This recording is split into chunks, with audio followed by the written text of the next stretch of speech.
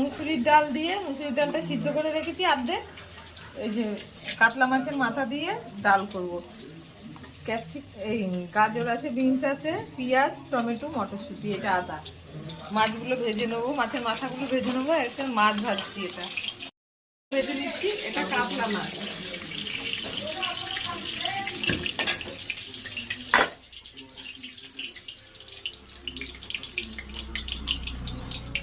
দুটো শুকনো লঙ্কা দিলাম মাছ ভাজা তেলে,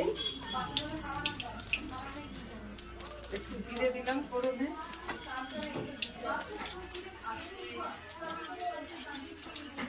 দুটো তেজপাতা দিলাম,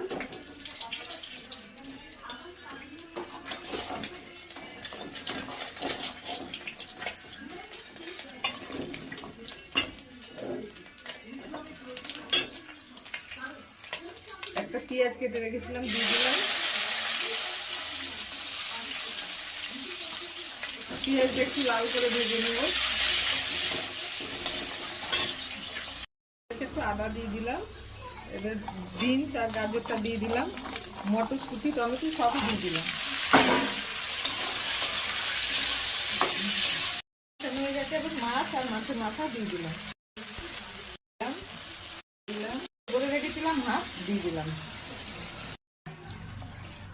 সিদ্ধ হবে দিলাম।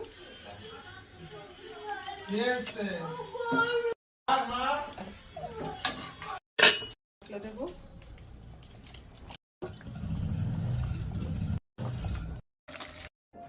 কাতলা মাছের মাথা আর মুসুরির ডাল দিয়ে একটু সবজি দিয়ে ডাল করলাম।